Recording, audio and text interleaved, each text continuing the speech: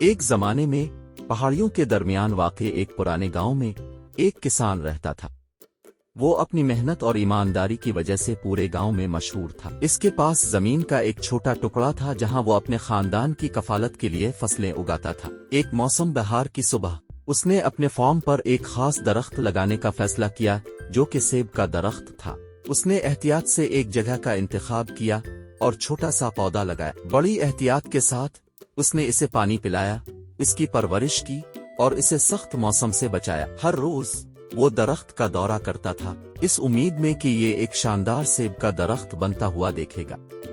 مہینے گزر گئے لیکن درخت نے بڑھنے کے آثار نہیں دکھائے۔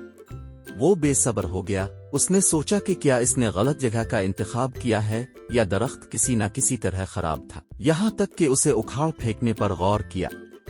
لیکن پھر سارا نام کی ایک بوڑھی پڑوسی اس کے پاس آئے۔ صبر کرو جان، اس نے عقلمندانہ مسکراہٹ کے ساتھ کہا، اچھی چیزوں میں وقت لگتا ہے، اب درخت کی نشوونما میں جلدی نہیں کر سکتے۔ کسان کو شک تھا لیکن اس نے اسے مزید وقت دینے کا فیصلہ کیا۔ موسم بدل گئے اور درخت کے پتے گر گئے جس سے وہ بنجر نظر آنے لگا۔ ایک دن جب وہ ہار ماننے والا تھا، اس نے ایک قابل ذکر چیز دیکھی۔ شاخوں پر ننھی کلیاں نمودار ہو چکی تھی۔ وقت گزرنے کے ساتھ وہ کلیاں بڑھ کر خوبصورت پھول بن گئیں۔ جان کو اپنی آنکھوں پر یقین نہیں آ رہا تھا، اس کے سیب کا درخت آخرکار کھلنا شروع ہو گیا تھا۔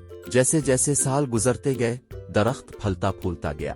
اس میں مزیدار سیب تھے جو نہ صرف اس کے خاندان بلکہ پورے گاؤں کے لیے خوشی کا باعث تھے۔ اس کے درخت کے میٹھے رسیلے سیبوں کو چکھنے کے لیے لوگ دور دور سے آتے تھے۔ جان نے ایک قیمتی سبق سیکھا تھا۔ اس نے محسوس کیا کہ سیب کے درخت کی طرح زندگی میں بہت سی چیزوں کو اگنے اور پھل آنے میں وقت لگتا ہے۔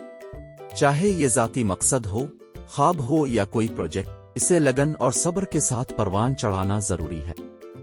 کسان کی کہانی پورے گاؤں میں پھیل گئی۔ ہر ایک کے لیے ایک یاد دہانی بن گئی کہ کامیابی کے لیے اکثر استقامت کی ضرورت ہوتی ہے۔ کسان اور اس کے سیب کے درخت کی کہانی نے انہیں سکھایا کہ بے صبری جلد بازی میں کیے گئے فیصلوں اور مواقع ضائع کرنے کا باعث بن سکتی ہے۔ اور اس طرح جان کے فارم نے نہ صرف خوراک فراہم کی بلکہ زندگی کے قیمتی اسباق بھی فراہم کیے۔